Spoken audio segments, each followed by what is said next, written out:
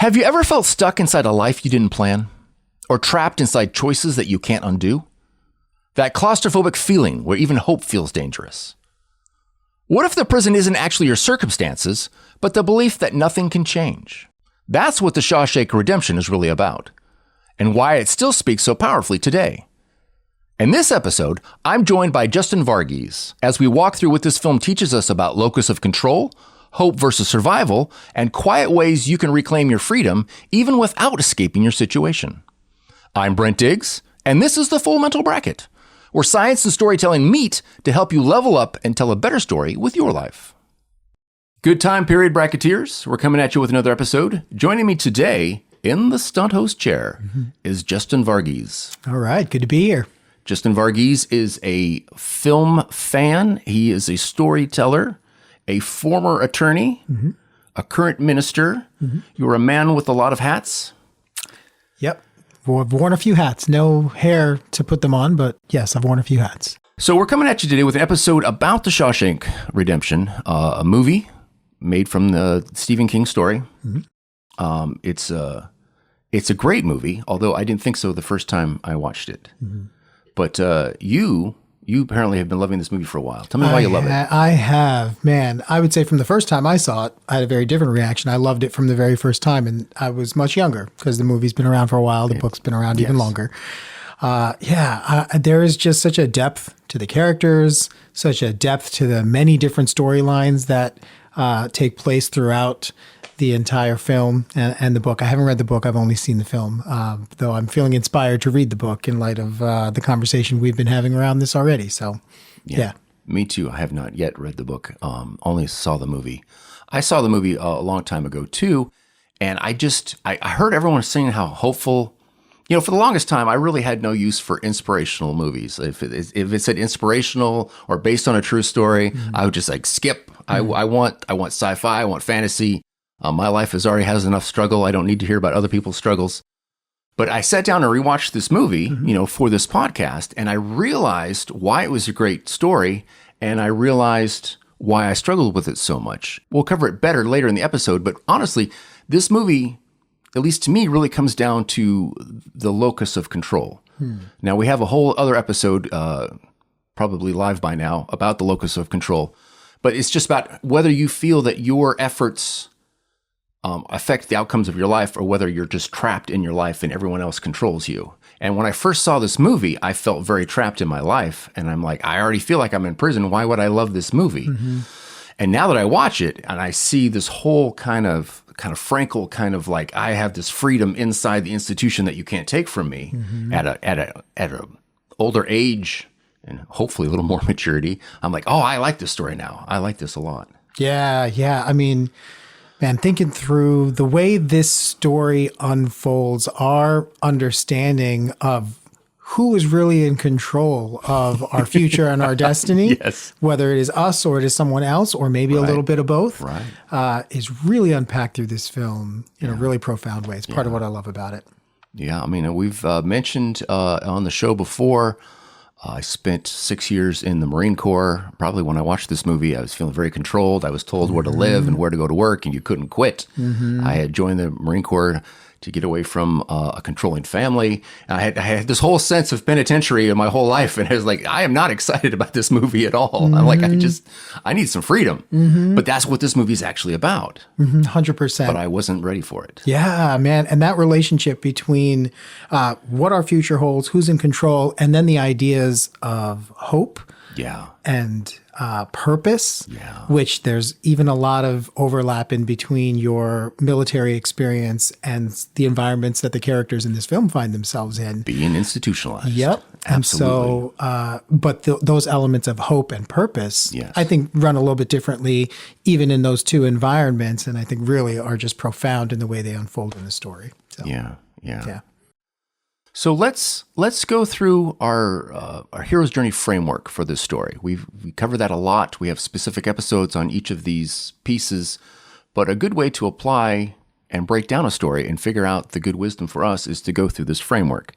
So, we have the being a protagonist, the shift in the story, answering the call, finding your tribe, facing adversity, using that adversity to transform, and then building a legacy. So it's clear that the protagonist is Andy Dufresne. Andy Dufresne is described as a force of geology, just time and pressure. And in the show, we like to talk about having the protagonist mindset, which is the protagonist is not always the smartest and the strongest and the fastest, but the most persistent, the one that continues to get up and have a growth mindset. Even after they're knocked down, they get up. That Frodo has the shortest legs of anyone in the party, but he's the one that can't be corrupted by the ring. So the protagonist, unlikely protagonist, is a key to a great story and a key to a great life, because it comes around like, oh, I'm the wrong guy for this adventure. It's like, are you? Because it's knocking on your door. Yeah, I love that. And a good protagonist has complexity to their own story, which Andy Dufresne very much does. Very much so. And has his own journey, even as the protagonist in our story, which is what makes, I think, his character so rich. Now, Andy, he faces a shift. And it's a very obvious shift. He goes from being a fairly rich and comfortable guy and he goes to prison. Now, in prison, they really don't pull any punches there. I mean, they holler at him. They come in caged. They bust him in.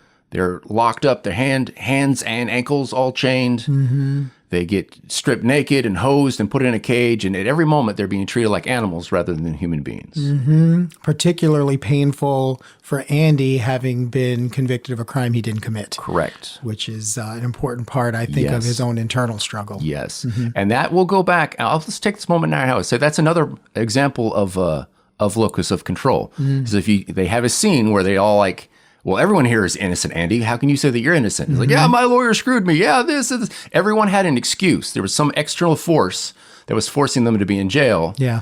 But really, they were all criminals. Yeah. They put themselves in jail. Andy was the only one who was innocent. Yeah. It was a perfect example of that. It's that funny line that makes its way throughout the movie. Everyone in here is innocent. Everyone here is innocent. It's what they say, and they all start laughing. The irony being, Andy actually was innocent, but yet he's pulled in with that narrative. So yeah, there's pain that he carries. Also, the crime that he was wrongly convicted of was very personal. Correct. Right? Pain surrounding that he brings in with him. It's like, all right, so he's convicted as a murderer for killing his wife, but he didn't kill his wife, even though his wife was cheating on him and this whole thing. And it was a big trial, and he lost his life, and he lost his reputation and lost everything. Yep. He was betrayed and incriminated and thrown in jail, and none of it was fair. Carrying the pain of grief, betrayal, into being wrongly convicted. I mean, it's heavy. And if ever there was a point for someone to be justified in just curling up and letting life pass them by, this would be this guy. 100%. He's like, I'm minding my own business, and life just screwed me over. Yep. Talk about a reason to become hopeless. Yes. Which is what makes the underlying theme of this story so powerful. Yeah. So we talk, the prison being the shift. The point of the shift is that something in your life changes and the old rules don't work anymore. You built up all these tools, you built up all this mentality, you built up this whole routine, and none of it works anymore. Now, being a banker or whatever he did, his rules weren't going to work anymore. He had to learn a whole bunch of new rules in a hurry. Yeah. There was mean guards and just horrible conditions, and he had to quickly assimilate and learn new skills. His story had shifted. All our stories shift. We think we're doing good. We think we got it under control. Wake up one day and something's different. You lost your job. Doctor has some sobering news. Kids are not doing what you would hope that they would do. They're like, hey, this story just shifted. I thought we were in the happy middle, and here we are at the beginning. Yeah. Yeah. I think the word loss there that you used is probably key for what he experienced. Loss of control over being able to manage everything in his life. Yeah. And all of a sudden, all of that stripped. Yeah. So, yep. And this is a lot like, like Frankl wrote and experienced in Man's Search for Meaning, because he went into the Holocaust, he went into the concentration camp, and he had to trust, he had to learn. Every freedom was taken from him except for the freedom to choose his attitude. Yeah. And then we see that illustrated with Andy as he goes through all the same stuff, is that he lost almost all of his freedoms, but they can't take his hope away from him. He Yeah. refuses to surrender it. And I know we're going to talk about this as the episode goes on, but how disorienting it is to go from a place of light where he felt like he could control everything around him to a place of profound darkness. Yeah. So completely disoriented, can't see what's 2 feet in front of him to be able to much less control it. That's true. Yeah. Now later in the movie, after, and by the way, if you haven't noticed, we're spoiling the heck out of this movie. If you haven't watched it, do watch it, because we're going to talk about all of the details. And if you watch this first, you're never going to see it right again. Oh, yes. Add to that, the ending is tremendous. I would rather you Amazing. see it than us just ruin it Yes. for you. So if Yes. you haven't seen this film, Yes. go watch it and then Yes. come back. So, towards the end of the movie, after Red is released, he talks about it was the first time in his life he didn't have to ask permission to go to the bathroom. First time in 50 years. That's the thing. It's like for people who, I'll say this, for those of you who have never been in prison, I've never been in prison, but I was in Marine Corps boot camp, which is very prison-like, and you do have to ask permission to go to the bathroom. You're told when to eat. You're told what to eat. You're told when to sleep. Everything's in a hurry. You have no choices. It was a lot like the prison scene. You come in on a bus. As soon as you're off the bus, these guys are yelling at you, trying to make you understand the new chain of command, the new hierarchy. Yeah. We were intentionally sleep deprived for 24 hours. And if it sounds a lot like a cult, you'll have to take that up with the Department of Defense, because it was a lot like a cult, but that's all right.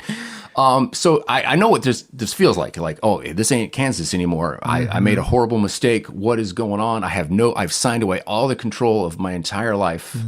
What have I done? Yeah. So when I watch Andy walk into prison, I don't fully understand, but I feel like I got like a 30% understanding of that. Like, wow.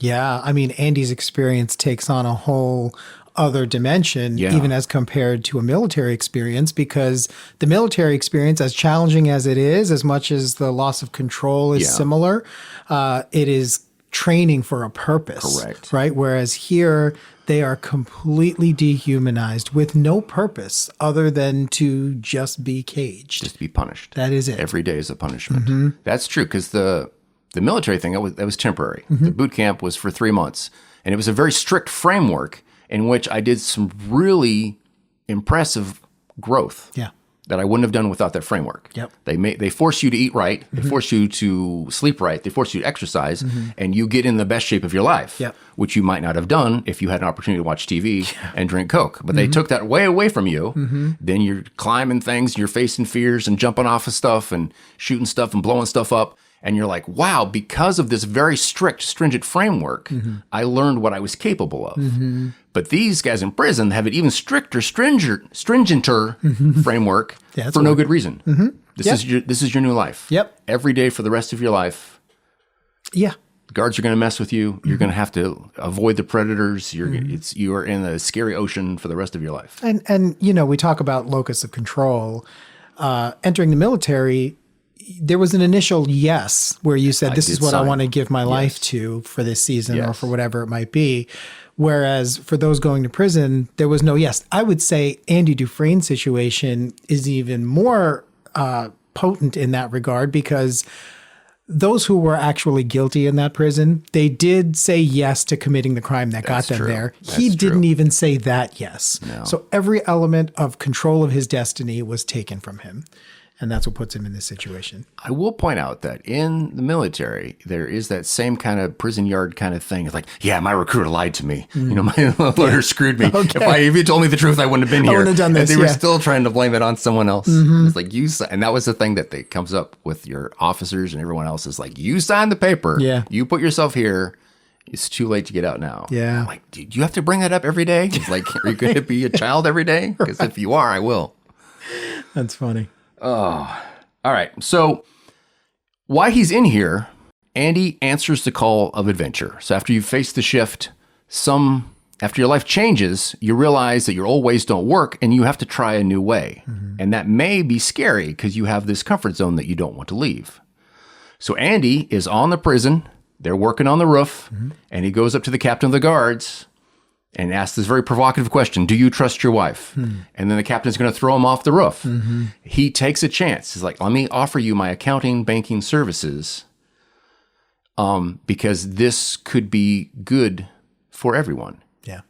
I mean, it's a chance. I mean, because he could have just stayed an anonymous prisoner. I mean, they know his name, but he's just another part of the crowd. Yeah. He didn't have to call himself out. He didn't have to skyline himself out. And this is another parallel with the military. It's like if you're in the big crowd, it's hard for anyone to get yelled at. But if you stand up or you open your mouth, then suddenly you made yourself a lightning rod, and you better make sure you know what you're doing. Yeah. Yeah. And so that's what he did. He almost got thrown off the roof, but he offers his accounting services to the guard. And that chance, that choice to answer that call of adventure changed the whole course of the story. Yep. That was probably his first yes in his new life. Yes. Because he does start out in prison, feeling that hopelessness for a moment, longing for the life that he lost. Yeah. And I do feel like the scene that you're talking about is kind of his first yes. He doesn't come in saying, hey, I'm going to make the best of this horrible situation.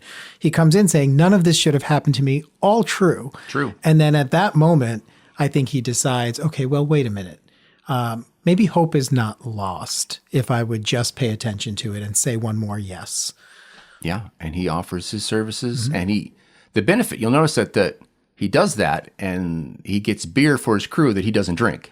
He's already shown that he's looking out for other people. His saying yes wasn't necessarily to improve his circumstances as everyone's circumstances. He has a very generative sense. Yes. He's like, I'm going to make this place better for everyone. Yes. Right from the get-go. And I wonder if real hope is found in that other-centeredness, that generative posture. Yeah. I mean, we have mentioned on the show a lot that a life of meaning and satisfaction, you have to live for something bigger than yourself, which, you know, in your case, you're a minister, and it's very much part of your job description. But even outside religious senses, just a bigger cause, a charity or something out. If we can just get out of our self-centeredness, even for a moment, our life satisfaction goes up. Yep. I think we shrivel and become all of the things that we struggle with, depression, anxiety, lots of factors. But one of those are, I think, when we become entirely focused on ourselves and not other focused as well. Which is a challenge. Our culture kind of specializes in that, advertising in particular. You can be the best you can be in perfect comfort and everything. And so what we're always saying on the show is like, you have to leave the comfort zone. Perfect comfort might be comfortable, but it's not a satisfying way to live. Right. Not so much that you're the main character in your story, but you're being told you're the only character in your story, and you're not. It's all about you. So the next phase in the story framework is that you assemble your tribe. And Andy pretty much does this pretty quickly. He has Red, his main guy, and he has Red and Brooks, the librarian. You have Haywood, the country hick guy over there. Hey, Andy, what you doing on? And then eventually you'll even get Tommy, this young kid, this potential protege for Andy to mold and be a father figure that he never had the chance to be. But these people are looking out for each other. You know, it's very much a dog-eat-dog situation, like circling sharks in prison, but these guys have each other's back as much as they can. There's someone that you can confide in, you can unburden your heart, you get practical advice. I'm trying to remember if I'm just imagining it or if it actually happened, but when Andy stood up on the roof, I feel like Red was like pulling his, like, sit down. Get the spotlight, the eye of Sauron is about to be on you. Sit down. And he's like, nope, I know what I'm doing. And Red was trying to help him stay in the comfort zone. Yeah, there's something to that right out the gate that you see in the film, which is that, so they start with this scene, this very dehumanizing scene of them being hosed down, basically given a number. And then yet, when he gets into the general population, he starts to see that communities have formed, right? There's these groups of people that are sticking together. And it was interesting the way he found his tribe, where he didn't go and ask groups of people like, hey, can I be a part of your thing? It's almost like they found each other. They were like magnetized toward each other, which I think is also a beautiful and rich part of how that happens sometimes if you're paying attention. And I mean, they kind of illustrate Andy as just being a force of hope and peace right off the bat. It's like even his first day in the prison yard, cool as a cucumber, looking at rocks on the ground. You know, Red's the narrator. It's like not a care in the world. And, you know, and then we realize he's just kind of wired this way. He's wired to be kind of emotionally cold. He's feeling a lot of stuff and may not broadcast it, but still he becomes this beacon of, I don't have to panic. I don't have to be reduced. Over and over in this movie, he talks about how people can't take your humanity away from you if you don't let them. And that posture that Andy had is part of what drew Red, who's narrating this whole thing, that drew Red to him and saying, hey, I think I want to know this person. All right. So then the next phase of the hero's journey is that you face adversity. And there was no shortage of adversity for Andy and the gang. Mm-hmm. You have sadistic guards, right? From like the first day, someone gets killed by the guards. Mm-hmm. It's like, this ain't a joke. In case you weren't paying attention, this is life and death. Yeah. You know, you find out later that the warden is corrupt. You know, the prison has sexual predators that you're trying to avoid. Mm-hmm. You know, as we mentioned, Andy was falsely condemned. He was betrayed at least twice in the story. He's betrayed by his wife and then later by the warden. Yeah. Everyone he tries to trust, you know, not everyone, but significant people in his life that he trusts are betrayed. Mm-hmm. He faces all this adversity. Yeah.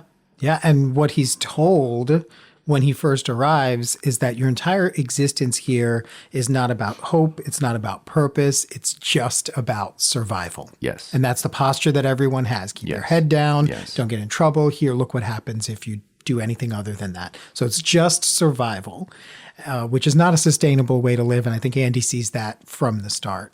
And, you know, and we'll go into this a little bit later, but you right from Red pulling on his sleeve, you kind of see, it's later fleshed out in the movie, that Andy's view and Red's view are two diametrically opposed views of life. They have two different philosophies. Mm-hmm. Andy is full of hope. Red is always hope is dangerous when you're in prison. Mm-hmm. Don't get your hopes up. Manage your expectations. Expect the worst, and you'll never be disappointed. Mm-hmm. And even from that first rooftop thing, you see it. It gets more, they say it explicitly later in the movie.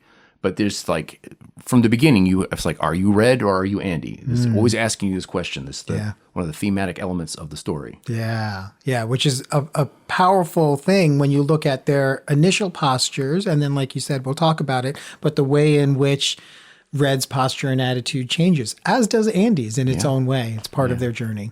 The next phase in the hero's journey is transformation. As you bravely face your adversities, as you have your try-fail cycles, as you try things and it doesn't work and you don't give up and you keep trying, you keep evolving your tools, you keep learning new lessons, you are transformed. Mm-hmm. You grow into a version of yourself that can solve the problems that the previous version could not solve. Mm-hmm.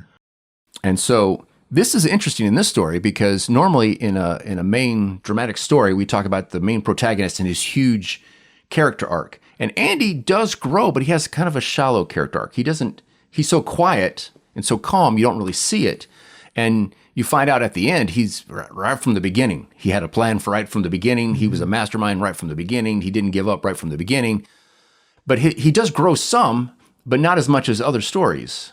And this is kind of in technical writing terms and screenwriting terms, he's a catalyst character. Mm-hmm. He inspires change in others more than you see him change. Yeah. He inspires transformation in everyone around him. A good catalyst character would be Buddy the Elf in the movie Elf. Yeah. He doesn't really grow up. He never really matures much, but just his joy infects everyone around him. And Andy's peace and hope infects everyone around him. Yeah.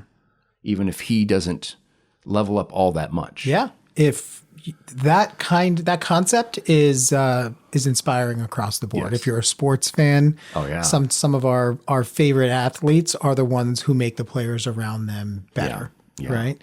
And that's actually what causes them to be considered the greatest of all time. They thrive because they help the people around them thrive. Yeah, you wouldn't really consider him a coach as much as like the team captain. Right. He's on the floor with them, but still providing leadership. Yep, that's exactly right. You get to the end of this movie and I realized Andy was the leader. They didn't have a vote. He never yelled anyone down. Mm-hmm. You didn't realize until he was gone how much everyone relied on his leadership. Yep. So, and then the final element of the hero's journey is the legacy that you build. And then right from the beginning, Andy's building a legacy. Mm-hmm. He's trying to get his library built. Yeah. He's investing in the people. He invests in Tommy when Tommy comes, once again, like a son he never had. Mm-hmm. He teaches him to help him pass his GED. Everything that he's striving for is not a personal treasure. He's not looking for a bag of gold or even to be exonerated, at least not immediately. He's everything he's building is to help other people. Mm-hmm. And I think the thing about him in this film is that he's not legacy shopping, Right. which I think might be different than even the athlete thing that we talked about a moment ago, where he's just pouring into Tommy and pouring into other people because something about it feels right when he thinks about his purpose and maybe why he's even there. And so that's actually very meaningful when it's just coming out of just a desire for other people's good. Yeah, Red narrates that everyone in prison has to find a hobby. There's just too much time on your hands. Yeah. And unlike everybody else's, Andy's hobby is helping other people. Yeah. That's Yeah. how he passes his time. Yeah, that's powerful. And then, as we get to the end of the movie, we see that Andy has left a very specific legacy, specifically for Red. There's a whispered hint, a box waiting for him, and a very specific postcard. And it's like, I have specific hope for you, Red, that you can make it. Yeah. Which, as we find out, Red really needed it because he's been institutionalized. You know, Yeah. 50 years in prison, he didn't know how to live. Yeah. Yeah. And even just the idea of going and finding that box and the whole thing, like just giving Red something to hope for and reach for. I think Andy had a sense that every human needs that. Yeah. Right? They need a purpose. They need something that they're reaching for, that they believe is a better future that lies in front of them. Because we showed Brooks, the librarian, as a cautionary tale. Brooks was released. He goes to this halfway house. And as I was watching this segment, I was watching how much it paralleled his introduction to prison. They bust him out. He gets a new house. He gets new clothes. It's the reverse of the prison thing. Yeah. He's told where to work, where to go, where to live, and he can't handle it. And he kills himself. Yeah. And then when they release Red gets Brooks's job. He gets the same room. He gets the same job. You know, he's thinking suicidal. He looks up. Brooks was here. Yeah. It's like, and like it was. They used Brooks to show what can happen if you're not ready. The ways in which our minds can be reprogrammed to think that oppression is freedom. Yes. And that's why when he's introduced to true freedom, he thinks that the oppressive environment that he was in is actually freedom because of decades of his brain being rewired just that way. And so that's a real danger worth paying attention to be so disoriented as to get those things confused. We talk on the show about a dysfunctional comfort zone. Just because that something feels safe to you doesn't mean it's a good place to be. Right. It could be an area of abuse or dysfunction, or you're just stubbornly refusing to grow. But it seems less scary than the uncertainty of going out and answering the call. Yeah, that's right. And so that they really visualize that, that Brooks was afraid to get out of jail. Red wanted to get out, but then he was also afraid. And it was like the walls were kind of like a protection. The walls weren't holding them in. They were protecting them from the chaos of the outside world. Yeah. Because everything was so regimented. They were used to everything being regimented and controlled, and they didn't know how to handle it. Yeah, that's right. So, Justin, when you were rewatching this movie, what parts stood out for you? What parts have you always loved, or what parts do you think, what makes you love this? Oh, man, that's a tough question because there are just so many powerful moments throughout the course of this film. So I will just pick one. Okay. I wouldn't say it's my favorite because there's so many, but one that stands out to me is this opera scene where effectively Andy breaks into the office and plays this opera music throughout the entire prison yard. And obviously not something he's supposed to do. And so he plays this music and everyone is doing their various maybe job for the day they're working. And the opera music starts playing and Andy sits back and he puts his head in his hands and he's just taking it in. But then they show the scene of all of the prisoners in the yard and everyone stops and they're looking out into the sky and they're just taking it in. And I feel like for a moment, what that helped do was rewire their brains, undo the wiring that says this oppressed life of darkness is as good as it gets. And it gave them a taste of freedom, a taste of what their minds and their hearts were actually created for and built for. And so that just feels like such an isolated incident just in a moment where light starts to break through the darkness, which I think is a theme that makes its way throughout this movie. Yeah.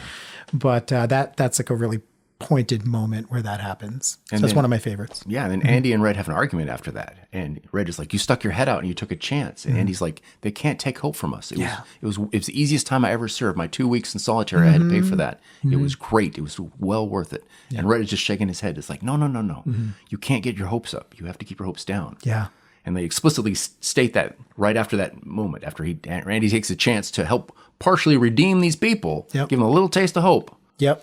And Red's like, no, you got to stop doing that. And Andy's like, I am all about doing that. That conversation that happens after that scene is really important because I feel like it's where the tension between hope and hopelessness really comes to a head through conversations like that. So which one of those things is actually true? Hope is dangerous, or we need and are built for hope? And that's what the film, I think, unfolds. I think so. I think that's one of the themes of the film. And that was the whole point of that conversation, is that to make us think about it as we watch it being dramatized. Yeah. Yeah, it's good. So I think one interesting point, I think that we can't really skip over, is that when Tommy comes. So Tommy comes at an hour and 30 minutes into this movie. This would be wrapping up for the end of a normal movie. Yeah, right. But there's another hour. So Andy has made his peace with prison. He's like, this is as good as it's going to get. And then Tommy comes in. He coaches Tommy to get his GED. Tommy becomes the son he never had. And then, spoiler, oh, surprise, I've got this information that can prove that you're innocent. Then things changed for Andy, because Andy was, to a certain extent, keeping his hopes down. There was no hope for him, so he didn't. I have no problem cooking the books for the warden. I have no problem with this, because where am I ever going to go? But then he gets excited. He's like, I could get out. Yeah. And then he becomes a threat to the warden. He's like, yeah, if you ever get out, this is going to get ugly. Yeah. And so, there's a big fight, and then the warden has Tommy killed. Yeah. And that's and he finds out about that while he's in 2 months of solitary. Yeah. Now, I looked it up, and by international standard, I think my modern standards, 15 to 20 days is the longest you're supposed to be able to put anyone in solitary confinement, and they put him in there for 60 days. Yeah. And he finds out that Tommy that he invested in was dead. He gets out, he said, we're done. He's like, I'll burn your library to the ground. Yeah. So all the generative stuff that he gave, all the things that he did for everyone else, is suddenly being used as leverage against him. Yeah. This is his test. Every character has to hit the wall and see if they're going to get back up again. This whole growth mindset thing. It's like, so you did all these good things, and now they're being used against you. It's like, maybe Red is right, because if you hadn't been so good to everyone, they wouldn't have this leverage on you. Yeah. If you had just said, screw everybody else, and it was just selfishly you might have been able to squeak out of this. Yeah. But because you formed so many attachments to so many people, they have leverage on you. Yeah. Yeah. Man, I really feel like that whole set of occurrences seems to highlight the extent to which hope is long work. And so what I mean by that is that it's not just one choice to say, yes, I'm going to have hope. Because what happens in that part of the movie is the warden is trying to crush Andy's hope, right? So he had hope of being exonerated, crushes that by having Tommy killed, then throws him in solitary for this long time. He's just trying to crush his spirit, crush his hope, and get back compliance, which is what he wanted from him. And it looks like at that point, to us, the viewer, he was successful. Yes. Right? It looks like he's crushed. It looks like Andy might, the way he's talking, it sounds like he's going to take his own life. However, there was long work of hope that he had been doing in pouring into other people, and then the long work of his escape plan that he had been doing for years. And what sustained him in the end, and the way the movie ends, is a result of that long work of hope over years, not one decision. I think if it was just one decision of, yes, I'm going to help Tommy, or yes, I'm going to be hopeful, it would be much more easily crushed. But it wasn't able to be because it was long work. And I like how the filmmakers do this kind of like this red herring thing to help you, like, because and there's two of them. Like the first one is Andy gets out from the warden, and he's like, I need to get some rope, and he has his last minute this come to Jesus talk with Red. He's like, there's this city in Mexico in the Pacific Ocean, and Red's like, oh, the Pacific is cold and scary. And only later do you realize that that they're actually talking about hope. The Pacific Ocean is hope. It's hope. Like it's great. No, it's scary and horrible.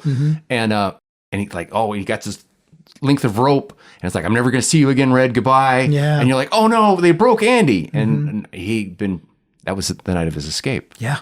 Yeah. But they do it again after Red gets out because Red is institutionalized. He doesn't know what to do. He's looking. He's like, I need to go back to prison. They look at the store. You look at the gun. I'm going to get the gun and go back to prison. And then they slide over to the compass. Or I'm going to buy the compass and follow Andy's map. Such a good And then scene. they cut and like, he's out in the country. You follow the map. You're like, oh yeah, he did it. Yes. And they did that twice. They psych you out twice in the same film.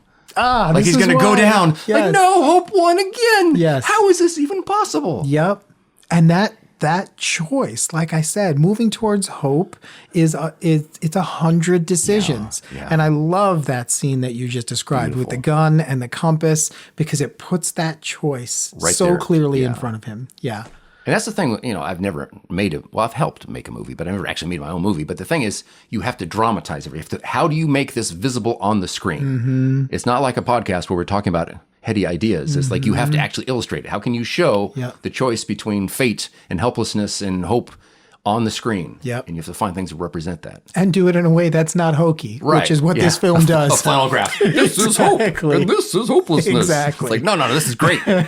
Right. It's perfect. Give me goosebumps thinking about it. It's so good. Oh man! And so I want to point out a couple interesting things that I noticed. Is like, so we have to point out, our shared faith and stuff. We have to point out that the warden was a religious hypocrite. He had these verses and things on his wall, all while doing the horrible things. And a great scene is he gave Andy a Bible. And he snatched that Bible back when they were inspecting him, his cell, and he's like, salvation is found within. And Andy says, yes, I agree, because he had carved out a page and his pickaxe was inside the Bible. right. My salvation is within. That's right. Congratulations, Warden. Thank you for it. And it's That's cool right. as a cucumber. Never panics, never sweats. Yeah. They go on. The final scene, the final time that the Warden and Andy see each other, I want to bring this up because I researched this. So this is my former musician brain kicking in. So he talks to the warden. The warden says, shine my shoes, get my things washed. And as he walks away, the warden whistles. Did you notice the warden was whistling a tune? And I was sitting there and I paused the movie and I listened to it. And raised by my father, who was addicted to hymns, I could tell you he was whistling A Mighty Fortress Is Our God. No way. So listen to, I Googled this. I don't have this memorized. I'm not my dad. But listen to verse 3 of A Mighty Fortress of Our God is Our God. Though this world with devils filled should threaten to undo us, we will not fear, for God has willed his truth to triumph through us. Now listen to this. The prince of darkness grim, we tremble not for him. His rage we can endure, for lo, his doom is sure. One little word shall fell him. Wow. As Andy was preparing to take the books to the newspaper and seal the doom of the warden. Yeah. The warden was the devil in the song that he was whistling. Wow. That's I saw that. I had like crazy. little shivers down my back. I'm Oh, like, my these guys were goodness. deep. These guys went for a deep cut. Oh my goodness. I'm like, and that was the thing, even as the bad guy was whistling his song, he was kind of prophesying his own downfall. Yeah. And he was too dumb to see it. Yes. He was too self-absorbed to see it. Yes. He had no focus outside of himself and his own goodness. This right here is why I love films. That's amazing. I mean, come on. Because he had to whistle something, so they was like, we'll make it good. Yeah. We'll make it good. It's the contrast between the warden and Andy is so profound, right? Yeah. So Andy comes into this dark space. His life and his time there is marked by hope, bringing about hope in others, by meekness, by integrity, in such a stark contrast to the warden, who is completely marked by power and oppression and moral decay. And I think the ways in which he uses the Bible and kind of masks that moral decay in what he would even describe as righteousness, Right. is horrifying. But it also makes the reality of who Andy is that much clearer. Right. And so like Andy's actually a far greater force for righteousness in his quiet way than this Bible thumping guy who has all the right words, but he's corrupt in his heart. Isn't that interesting? Yeah. It's almost like you need to be judged on your actions rather than talking a big talk. or Yeah, something. imagine that. I swear like that was in the Bible somewhere or something. I don't know. And so another interesting point is that after Andy escapes and the everything comes out the bag, the sirens close in on the warden, and we flash over to the embroidery on the wall that apparently his wife embroidered. Judgment cometh soon. As sirens are closing in on the warden, we look at his wife's embroidery about how the wrath of God is coming to set everything straight, and the warden realizes it's talking about him. Yeah. Yeah. Oh, that's, again, another one of these moments where in a non-hokey way, these filmmakers are helping us see what is this movie actually about. Yeah. Yeah. A really good part that I want to talk about is that after Red gets out, and we talked about Red got out of jail and he got the compass and he follows the map to find this certain hole in the wall. All right, I wasn't going to mention this, but I'm going to mention this. The scene, there's this rock wall and there's this big tree and there's Morgan Freeman walking up it. And I'm like, this kind of looks like Robin Hood, because they did this scene with Robin Hood with Kevin Costner, and there's this rock wall and this big tree and the kids in the tree. And, and I'm like, did they recycle that scene? Like, that feels like that was pretty cool. But I thought it was cool. Yeah. But anyway, he goes and he digs it all up, and then there's a letter to Red. So what I like about this scene is that when he opens the box, there's this whole note. And then there's one sentence. Writes to Red, maybe you're ready to come a little farther. Like, you've come so far, maybe you're ready to come a little farther. Now, if I thought at the time, if I'd written that note, I probably would have said, are you ready to go a little farther? But that phrasing is particular. He's like, I want you to come to me. I'm not sending you someplace away from me that I haven't gone. I want you to come to me because I'm already there. Yeah. He's like beckoning him. Right. And it reminded me of this idea that leaders tell a better story and then invite people into their story. Yes. And then it's like, Andy was the leader this whole time. Yeah. And he's even still, he's telling a better story and inviting Red into that story. Yeah. And the place that he was inviting him to was a place of hope and freedom. Yeah. And I think by inviting him to come, it's language that's saying, this place of hope and freedom is actually where you belong. So you're not going somewhere you don't belong. That's why we say, hey, he's going to prison, right? He's not coming to prison. Right. Because he doesn't belong there. Right. He's going to a place you don't belong. You come to a place you do belong. You come home. Come home. Yeah. Exactly. I like that. Yeah. And then so he's not sending Red, he's inviting him.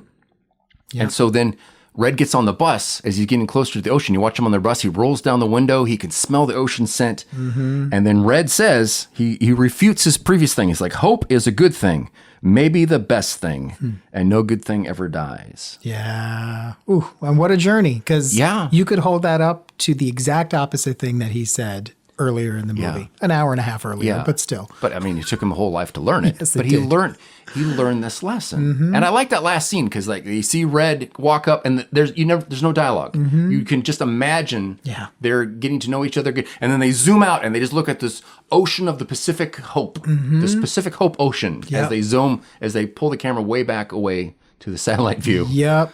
And you're like, wow, that was great. Yes. And hope wins. Hope wins. And you see the way Andy was a person in Red's life who, he wasn't the source of that hope, but he did point him to that hope. Right. He did reveal that hope and allow for that light to break into the darkness. So we've come to a point where I would like to introduce you to this hot take that I had on the story. Right. Okay. So Let's hear it. I'm kind of a word nerd and a vocab guy, and I like to title things. I've titled bands and books and things and stuff. So I was really working on this, the Shawshank Redemption, right? So the Shawshank is the prison, and it's like the redemption. I was like, so psychologist Dan McAdams talks about a redemption story, which is any sort of rags to riches. It doesn't have to be like a salvation specific, but it's the opposite of a contamination story where everything was going great. Andy had a contamination story. Everything was going great, and then he came in contact with a contamination, and suddenly life sucked. And then by McAdams would say, if somehow you learned from that and you got better, then that's a redemption story. Okay. I'm like, okay, so Andy learned something, redeemed.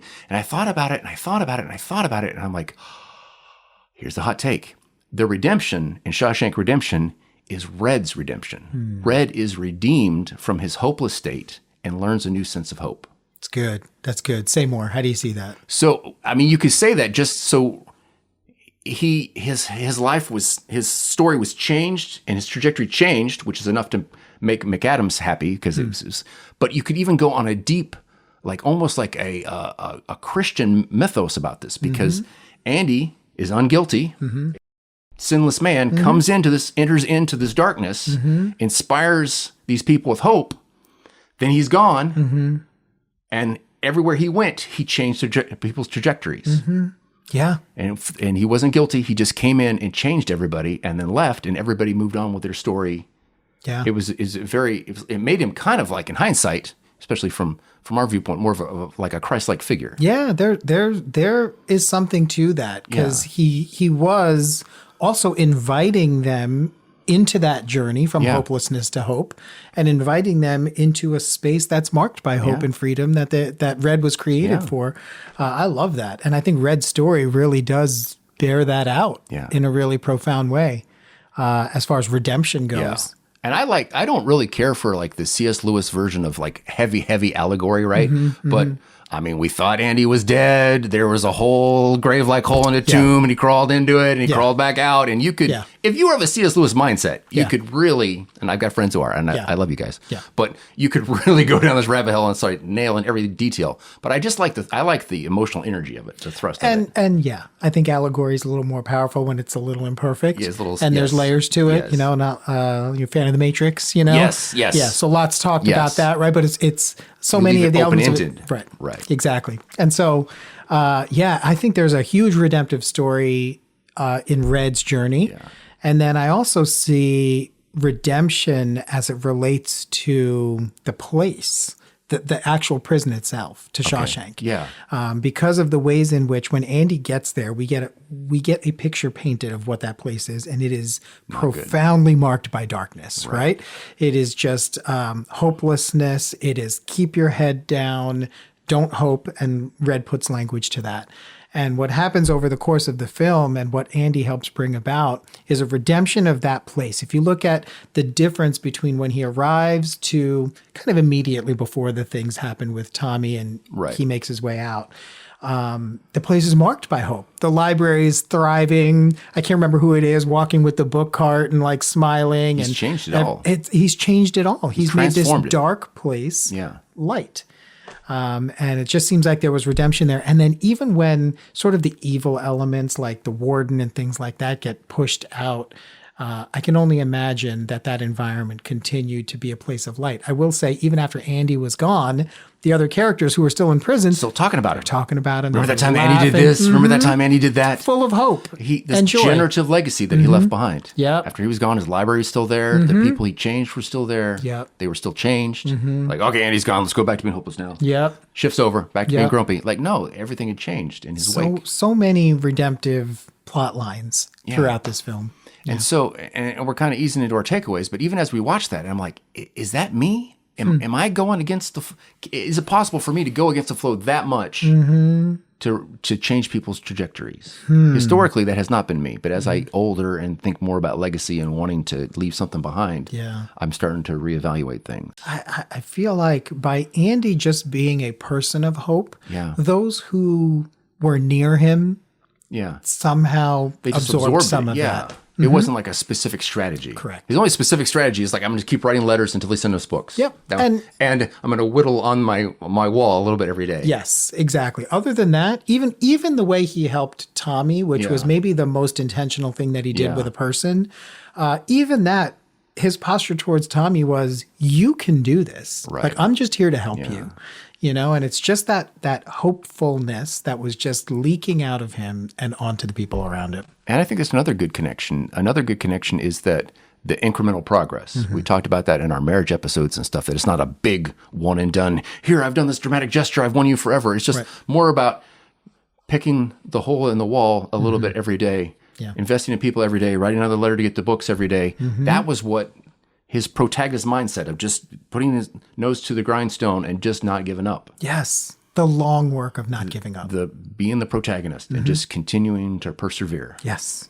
I love that. That has the continued perseverance in the right direction is much more effective than dramatic dashes and explosions and look what I'm doing. Yep. It's like, and then you get exhausted and then you don't continue. Yep. And more sustainable. Where even in the face of challenge, like Andy experienced at the end of the movie, the hardest challenge, but it was that long work of hope that prevailed and got him through. So this brings us to our takeaways. I want you to think about some situations in your life where you might feel trapped and oppressed. Where in that situation might be that first crack of hope that perhaps you're overlooking? And more specifically, where might you be that first crack of hope? Is there a situation that you're in that you think sucks, and maybe, just maybe, you're supposed to be the Andy? In what situation in your life do you see yourself as red, where you're afraid to hope, where you have this external locus and you don't believe that you can actually change anything or anything can change? Mm-hmm. And then I want you to think about this situation. Ask yourself, what would Andy do in that situation?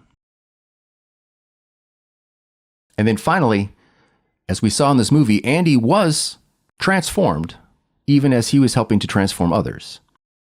In our personal growth journey, we talk a lot about growing, but where in your journey are you giving back?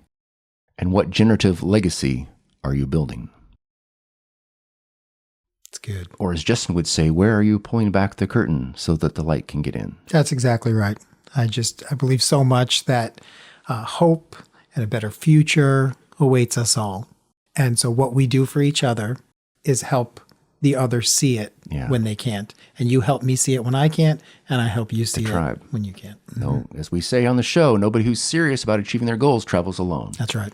And this is for this among many, many reasons, be able to encourage each other and help each other get back up and keep incrementally improving in the right direction. That's good. So thank you for joining us for yet another episode. We will be back with you soon. Thank you and goodbye. Thanks for watching. For a deeper dive on finding the possibilities in your life, check out our episode on Locus of Control.